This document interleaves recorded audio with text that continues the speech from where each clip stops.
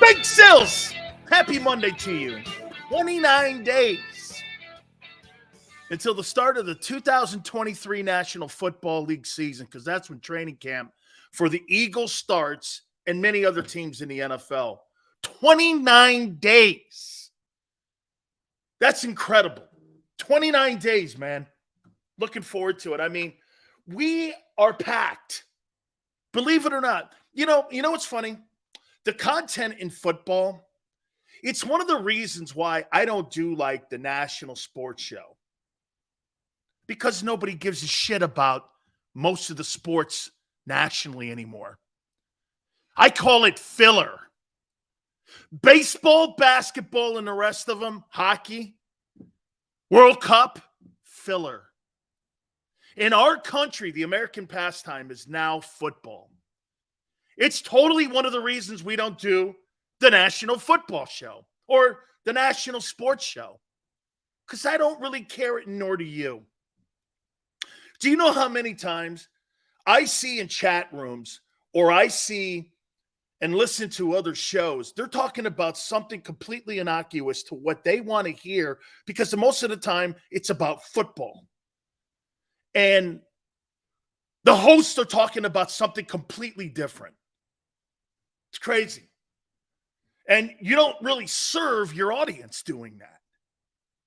And then, hey, JM, I'm going to give JM a nugget here.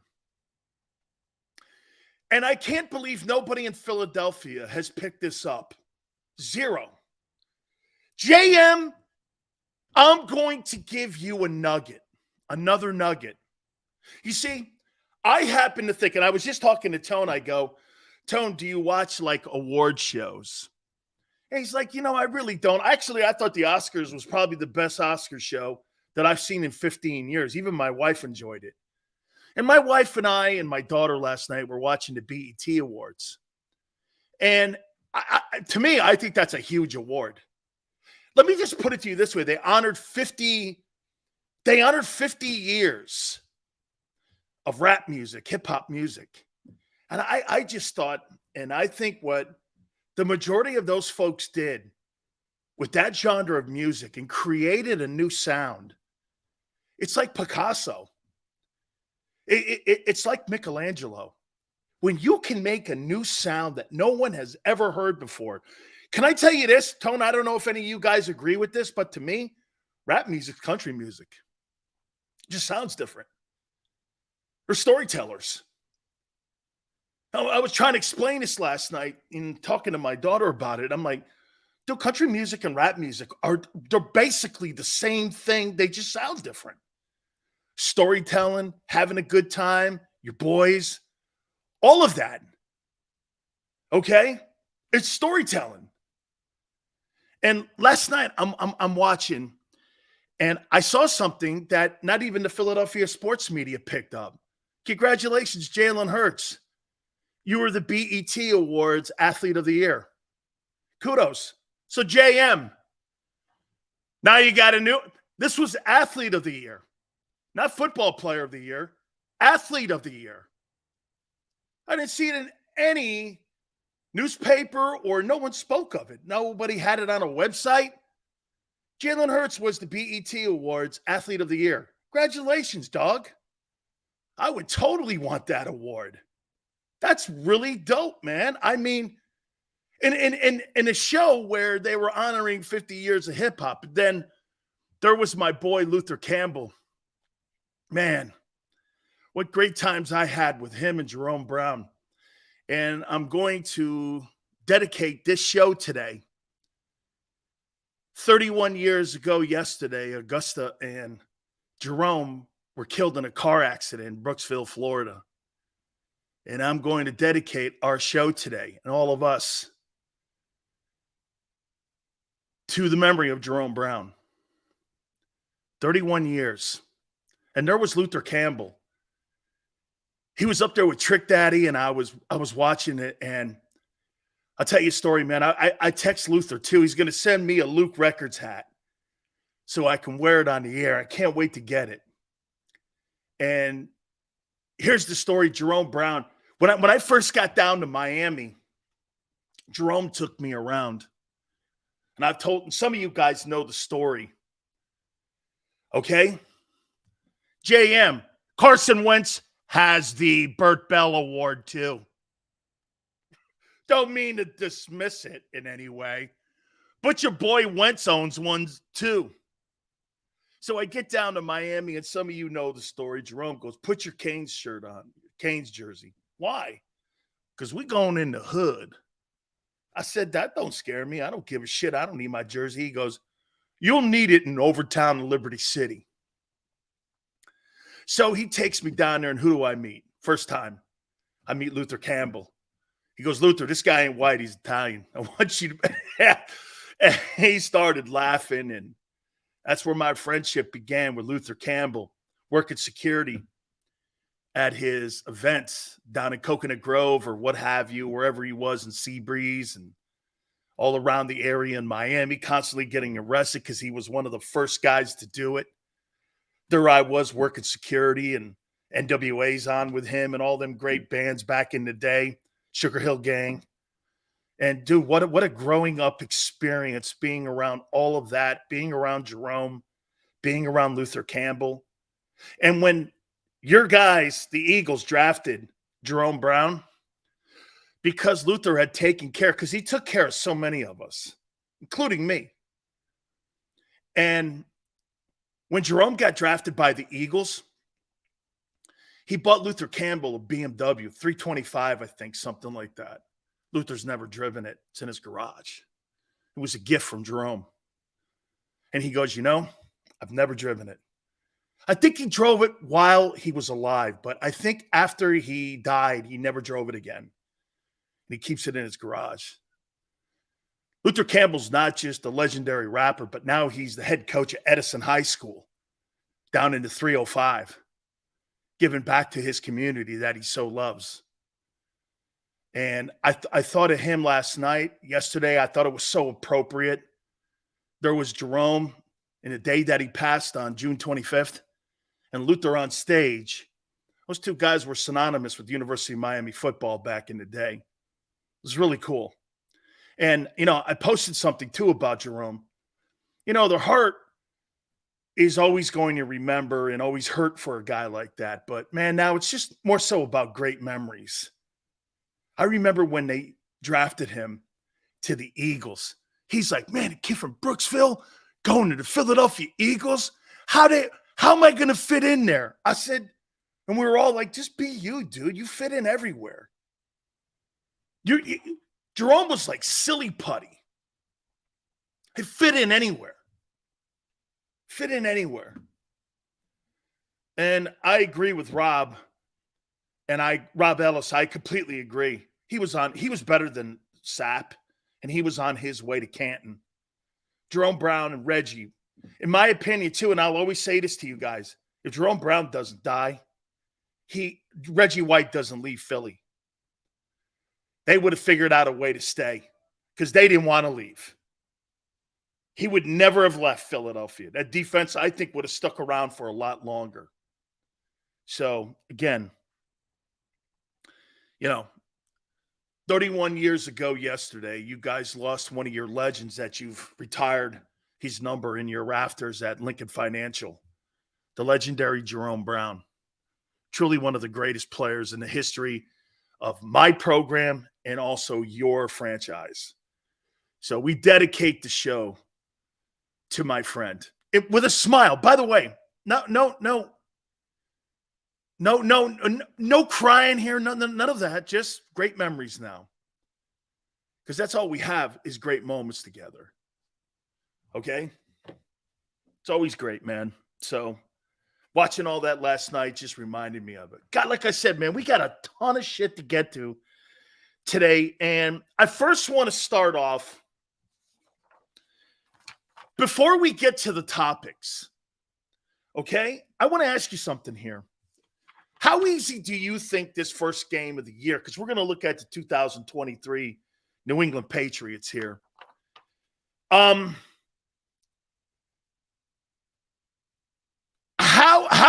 hard do you think this first game is going to be? Patriots, up at Gillette. Pretty good defense. I think right now, if you open up the books and you look at the point spread, I think it's 5 points now that the Eagles are favored by in that opening week. Okay? How hard? James says won't be easy. Okay? With D-Hop and Cook, pretty hard game. If they're able to land one of those guys, I think it'll be more difficult. They land both of those guys, could be an issue. Could be an issue. Haven't won in New England since 15. Didn't know that. Week 1, we are steamrolling the Patriots, says 11. Judon is a monster. I'll give it a 6 out of 10. The Patriots always struggle in the first few weeks. Actually, they run the ball. Actually, I will say this to you, JB. New England runs the ball well, and they got a pretty good-looking young running back up there. That was one of the shining moments, and we're going to get to that here in a minute. Okay? Stun. I agree. I don't believe it's going to be a walk in the park. Let me give you my synopsis of I watched some of the film last night and yesterday, and here's my takeaway from the Patriots, and you tell me how this lines up against Philadelphia in week 1 here, just before we get to the topics. Now, if you take everything into context here, the Patriots are coming off 2 straight losing seasons. They are completely in uncharted waters here. 2 straight losing seasons. After 2 decades of dominance. 2 straight losing seasons. Now, I don't know about you, but that's uncommon ground up there for a place that's had massive success. Numerous big wins. Winning big games in big moments. Last 2 years, that has not happened. That has not happened.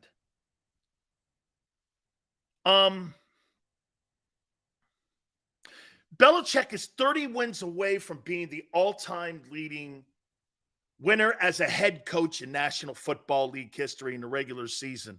He's 30 wins away from Shula's mark. How important is that to Bob Kraft? It's not a question whether it's important to Bill Belichick. How important is that for Bob Kraft, the owner? You're 30 victories away. I'm sorry, but I don't see 10 wins this year. So you're talking at least 4.5 years away. I don't think he touches it. 30 wins? Dude, you're 4.5 years away from getting to Shula. So if you're Bob Kraft, that record is a non-factor in what his tenure is going to be on whether or not you keep him at the end of the year. You think a guy with that kind of success, remember, he had success prior to Belichick showing up. He went to a Super Bowl with Parcells. He's going to make a right hire. It's a great organization. Okay? It's a great organization. But at the end of the day, how important is those 30 wins to Robert Kraft? I can't think they're that important. Not when it comes at the expense of having a team that's competitive in a very tight AFC East. I think this is a big year for Bill. Could they fire him? No, but they could push him out. How would you push out a legendary coach like Belichick? How would you push him out? How would you push him out when we're talking about a guy like Bill Belichick? How would you push him out the door? You're fired? No. You got to find a really great replacement. Somebody like Jimmy Johnson. Would you go to Sean McVay and have him come up and give him total autonomy to the team? Somebody young like that? That's something there that you could sell that to your fan base. We're just moving in a different direction. Okay? So you have to hire somebody That's going to be, you just can't hire Billy Joe nobody. Nobody's going to buy it. Jim Harbaugh. Okay, Jim Harbaugh. I like that, actually. That makes sense. 30 wins from Shula? Dude, that's 5 years. Absolutely no way they're going to wait another 5 years of losing just so Bill could get his number. I think the change in OC is going to be good for the Patriots. Bill O'Brien, he's back calling plays. He was there with Brady when they were winning a ton of games. I think this is probably the biggest offseason move that the Patriots have made. That's the biggest move that they have made and probably the most troubling move for the Eagles. Because at the end of the day, Bill O'Brien versus Sean Desai, funny, isn't it crazy? Matt Patricia is also going to be in the building helping put the defensive game plan together against New England. So he's going to know Bill O'Brien's his tendencies. I think that's critical. You want to get out to a great start if you're Philly. Hey, let me underline this. Is Philly the better team? Absolutely. Top to bottom except for special teams. And maybe defense. But at the end of the day, New England's got superior coaches to you. Superior. It's not close. Experience, Super Bowls, winning, guys in right positions. It's not close. Not close. So that could be a problem in schematics. And can I tell you why it could be a problem for the Eagles in week 1?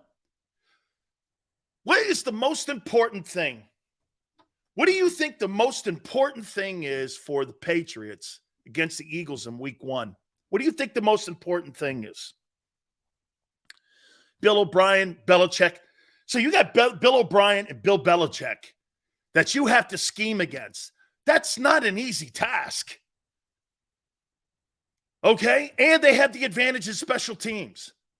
What do you think the number one objective is for the Patriots in week 1? What would you think it is? What would be the objective against a team that is superior to you? Okay? We're looking, before we get to the topics, we're looking at the Patriots here. We have 2 new coordinators. It will take several weeks to be as smooth as last season. Don't let Hurts run, trying to stop Jalen. No. Guys, if I'm the New England Patriots and I'm Belichick, I want to make this a fourth quarter game. Whether I'm down 7 or I'm down 10, I want to get into the fourth quarter and be close. Perfect world, have a lead. You've got to make this a 4-quarter game because you could see, I easily could see the Eagles getting out to a 14-0 start. And that would be devastating to the Patriots' chances of winning that game. Got to create extended drives to keep the offense off the field. Correct. And again, like I said, you get some 3-and-outs in the first half, and you all of a sudden have a struggle coming out of halftime, and it's a fourth-quarter football game. We all know this in the NFL, anything can happen. Anything can happen. So you want to make this thing a fourth-quarter football game. Okay? Get it into that fourth quarter.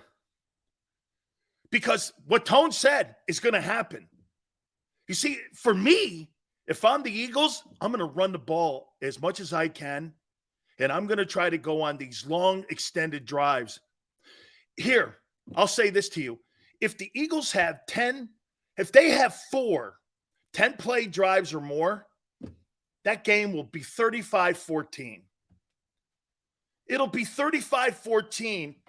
It'll be like a snowball running down the hill. You can't, it'll be like a boulder or a tidal wave. You can't stop it. Agreed, the better team doesn't always win in the NFL. That's how you do it. You get them into the fourth quarter, creating turnovers, pressure. Okay, yes. They can't dominate the Birds O-line. I don't know about that. We're going to look at that right here. Their running back. How do you say that kid's name? Stamona? Ramadir? I thought he was pretty good last year. You look at him on film, he's one of the bright spots on that team. What's the one thing the Eagles struggle at? Stopping the run. And that'll be tested immediately. New England's going to run the ball at the tackles. They're not going to try to get out wide. They're going to run right up the middle. New England is notoriously big, and their offensive line have always been. The challenge will be for the Eagles' defensive tackles. Okay? 5-star goes, that was last year. This year, you're less experienced.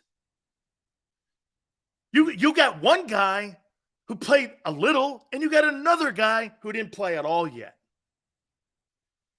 Dude, before you, see, like somebody would make this comparison here. Well, I learned how to swim on YouTube. Have you jumped in the pool yet? No. Oh, okay. Well, let's see how it goes. Cosmo, thank you. That kid Stevenson's good, man. He's a good-looking ball player. And of all the things on offense that I saw last year that stuck out, he did. How you doing, Maniac? What up, brother? Okay, I mean, to me, he was one of the bright spots. Here defensively now. Defense is very good. Hey, how do you say this kid's name? U-C-H-E? That kid Josh, U-C-H-E? I'm sorry.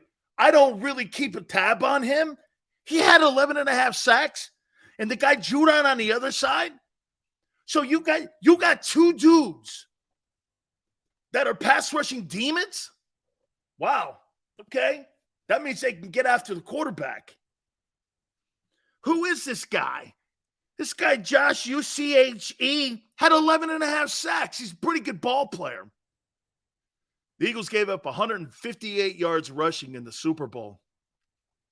As far as I'm concerned, that defense still has to prove they could stop the run, which they haven't in 2 years. Okay? Which they haven't in 2 years. Josh O'Shea, thank you so much, Dank. Where'd he come from? 11 and a half sacks? Dude, that's impressive. So now we found out this. The Patriots can rush the passer. They can run the ball. Okay? Gives them a fighting chance. Like I said, make it a fourth quarter football game. Make it a fourth quarter football game. Here's something, though, that I'll say to you guys, and I believe this. Man, they got a small secondary. If I'm the Eagles, man, A.J. Brown and Dallas Goedert, in my opinion, how do you defend that? Dude, I don't believe that they have a defensive back over 5'10". They're little dudes back there. And when you got a guy like A.J. Brown running around, man, I don't know. And then you got Dallas Goedert. I don't see it. I just don't see it. They're not very big in that secondary. And I think that's going to be a problem for them and probably why their defense is not as good as it's been in the past in New England. Here's something else, too. They got to get consistent and some consistent play at the quarterback position. Bailey Zappi and Mac Jones can't be flip-flopping like that. When you get flip-flopping like that, you have no continuity and you can't build it. You got to stick to something. And then you got to die on the vine with it. Because what happens is you create uncertainty in your offensive approach. You know, Bill O'Brien was brought in for Mac Jones personally. This is going to be a year of Mac Jones. That was his offensive coordinator at Alabama. There's no coincidence of that. And why they overpaid him. They're paying him over $3.5 million to be the offensive coordinator in New England. As a matter of fact, I wouldn't be shocked one day if Bill O'Brien may be the head football coach. He had a winning record with the Texans. It wasn't like he sucked down in Houston. Dude, he was winning ball games and division titles with quarterbacks named T.J. Yates before he got to Deshaun Watson. This guy was winning playoff games with T.J. Yates as his quarterback. He's not a bad coach. He's just a poor coordinator. I mean, he's just a poor offensive talent evaluator. They asked him once they blew out the general manager there. They asked him to be the GM of the team. That's not what he does, Bill O'Brien. Bill O'Brien's an offensive play-calling head coach. That's what he does. Chuck goes, Mac Jones is worse than Daniel Jones. I'm going to get to Daniel Jones later in the program. I don't know about that. Here, Chuck, I'll ask you this. Do the Giants have a deep passing game? Do the Giants have a deep passing game? If you were going to chronicle the year last year under Brian Daboll, would you say that's an air-it-out offense? Or would you say that's a dink and dunk, quarterback sprint out, break down the perimeter, get out in the open, let's see your athleticism? That's not an offense. That's a strategy when it comes to, hey, Daniel, when the play breaks down and it's a jail wreck and it's everything's falling apart, get out in open space. That's not really a strategy. Okay, that's not a strategy. The New York Giants don't have a deep passing game. The Patriots kind of do. Like last year, do you remember any game where you watched Daniel Jones go like this? Man, that guy was throwing the ball down the field. I mean, it was unbelievable. I don't remember that game. Okay? And I do think Mac Jones is better than Daniel Jones. I do. I think he's better. I just think personally, Daniel Jones last year got better coaching. Matt Patricia was Mac Jones' coach last year. This year, it's Bill O'Brien. He's going to be so much better coached. And I believe he's going to look better. Here's where I think the Patriots are roster-wise. I think they got around the 20th best roster. I don't think it's over the top. They've got some really fine ball players in certain places on the roster, but I wouldn't go like this. That's one. How about this? Would we not look at New England and go like this? That looks like a normal roster that's been up there for 25 years.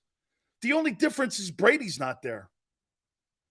That's the only difference. When I look at the New England roster, the only thing they don't have is Brady because it looks like the same shit to me. Checkdowns, functional wideouts, decent tight end, pass rushers, and good corners. I don't think they have the best corners. Okay? I don't think they have the best corners. But when I look at New England, I go, I don't know. I've seen the same team there for 25 years. Only difference is Brady's not there. Okay? So it's just Brady's not there. So, I mean, look, I think they're going to have their third consecutive losing season. I think they have really good coaches. But when I look at the Patriots, I don't know. They're not, I don't see anything special. They're just, that's not a special roster to me. There's a couple special guys on that team, the pass rushers. But when I look at the Patriots, do you guys see anything special about that? Now, opening week, it's Brady night. A lot of people are going to be amped up. I get all of it. Brady's coming home for the first time, and he's going to be in the building as a Patriot. He's going to be supporting everybody. So there's going to be a lot of emotions. I get it. But I just think you got to be patient if you're Philly. Be patient. But put them away early. Make them know immediately, like Khabib. Put them in a rear chokehold. Get them out of there. There's no reason to keep your opponent around. when you're the dominant guy in the octagon. The Eagles are the dominant guy in the octagon. Choke him out. Choke him out. Stamp him out. Keep your foot on the pedal. I love teams that keep their foot on the pedal. That was one thing that you loved with the Eagle approach last year. You know, I always get asked the question, why do certain college coaches, excuse me, why do certain college coaches run the score up? Why do you guys think certain coaches run the score up on teams? Now, in the NFL, it's different because points scored is part of the tiebreaker process, so you want to get as many points as you possibly can in the NFL. But why do you think college coaches are consistently telling their guys never let off the gas pedal? Why do you think they teach them that? They teach them that. Why? Because what happens is if you keep your foot down on the gas pedal, no matter what your opponent is, whether he's in your conversation as being as talented as you or being less talented to you, you don't let off the gas. And I thought that the Eagles a year ago completely knew how to put the gas pedal down on people, and they ran people out of their own stadiums. Okay? What you're teaching people to go full go all the time, and if you can't stop it, that's not a you thing. That's a you on the other sideline thing. Kill them. Put them out of their misery. Put them out of their misery. And you could do that to that New England team. But if you do it early, I think you could put them out of their misery. Because I don't think they have comeback capabilities. There's not big play guys on that team. They're going to methodically try to beat you. And they're going to methodically try to do things to you defensively to get you off your game. This game in week 1 is going to come down to this. Can the Patriot defense do enough to confuse the offensive approach in week 1 of the Eagles? Remember, they don't do any exhibition football. There's not going to be a ton of practicing. Personally, that's a way you catch a team. Do I think that? I do not. If it was any other how about this? If that was a quarterback like Dak, I personally think that they could lose that game. But Jalen's not going to allow that because that's not how he is. Because you know why?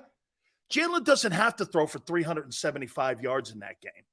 If Jalen Hurts throws for 90 yards in that game and he rushes for 111 yards and they put up 250 yards rushing, and it's not really, quite frankly, you're never going to hear me go like, and they beat him 31-14. You're never going to hear me on a Monday go, he was terrible. Because you know why? That's not what the Patriots gave him. Jalen Hurts is unlike any other quarterback in the NFL. He is going to go with the weakness of what you are because he can do two things that many quarterbacks in the NFL can't do. You know what that is? Beat you in multiple ways. Mahomes can't beat you multiple ways. Allen can somewhat. So can Lamar. There's very few of those guys. Okay? Okay? All right. So, look, I think they're decent, the Patriots. But I wouldn't look at that as going, hey, man, look, great coaching.